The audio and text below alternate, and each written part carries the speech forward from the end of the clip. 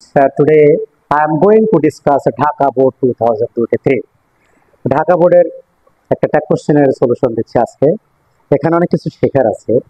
আজকের এই ভিডিও থেকে তোমরা যে বিষয়টা শিখতে পারবে এরকম প্রশ্নগুলোই সাধারণত তোমাদের পরীক্ষাতে আসে, বিশেষ করে ট্যাগ কোশ্চেন। আর tag question is so much popular topics and every student likes to practice tag questions. Okay, let's get started. তো দেখো এখানে এক নম্বরে আছে modest. Modesty is a great virtue, এটা একটা গুণ বোঝাইছে, এটারই প্রোনাউন হবে। ইজ থাকলে আমরা দিয়ে দেবো ইজেন্ট, এটা এখানে দেওয়া আছে ইজেন্ট, আর মডেস্টের প্রোনাউন হয়ে গেল it. Then number 2 B, the modest always respect their superiors, অর্থাৎ যারা বিনয়ী, মডেস্ট শব্দ অর্থে বিনয়ী, বিনয়ীরা সর্বদাই তাদের বড়দেরকে কি করে, সবসময় সম্মান করে। তো সেক্ষেত্রে এটা তো একটা অ্যাডজেক্টিভ।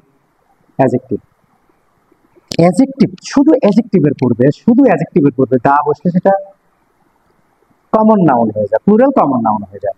এটা প্রেজেন্ট ইনডিফিনিট টেন্স, যেহেতু V1 আছে, ভার্বের সাথে এস নাই, সেক্ষেত্রে ডন্ট দে, অর্থাৎ শুধু মডেস্ট আছে, মডেস্টের প্রোনাউন হবে দে। এরকম আমরা বলতে পারি দা পুর, দা আইডিয়া, দা রিচ, এরকম। আ মডেস্ট স্টুডেন্ট, এটা হলো সাবজেক্ট। আ মডেস্ট স্টুডেন্ট এটা অ্যাডজেক্টিভ, কিন্তু এখানে অ্যাডজেক্টিভের পরে একটা কি আছে, নাউন আছে, এই জন্য নাউনটার প্রোনাউন হবে কি হি।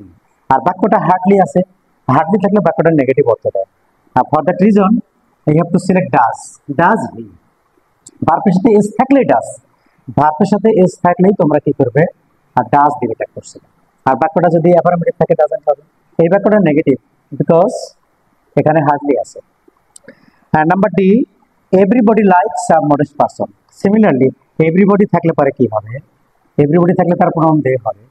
আমি কিছুক্ষণ আগে বললাম যে এস থাকলে ডাজ হবে, কিন্তু এখানে তো ডাজ হবে না, বিকজ আমাদের প্রোনাউনটা যখন দে হবে, দে এর সাথে সবসময় কি হবে, ডু বা ডন্ট। এই জন্য আমরা এখানে কি দিলাম, don't. Number E, let us try to be modest in our way of life. Let us থাকলে পরে একটা কমন সহজ মনে রাখা যায়, লেট আস থাকলে শ্যাল, একদমই সহজ, এটা shall. Avoid the modest companies.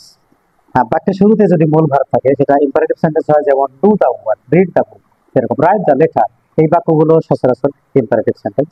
সেক্ষেত্রে ইম্পারেটিভ সেন্টেন্স হলে পরে, এখন তো লেটাস নেই, সেক্ষেত্রে উইল ইউ দিতে হবে। অ্যান আইডিয়াল স্টুডেন্ট, এখানে আবার an ideal student is always modest in his behaviour. Is থাকলে পরে ইজেন্ট, তার আগেও বলেছি, এখানে ইজেন্ট দিলাম, আর অ্যান আইডিয়াল স্টুডেন্টের প্রোনাউন হবে হি। এইভাবেই তোমরা যদি প্র্যাকটিস করো এই বিষয়গুলো, তাহলে সহজে শিখতে পারবে। আশা করি বিষয় থেকে যদি কিছু শিখতে পারো, I am grateful to you all. আল্লাহ হাফিজ। And you may select like, comment, and I always expect positive feedback.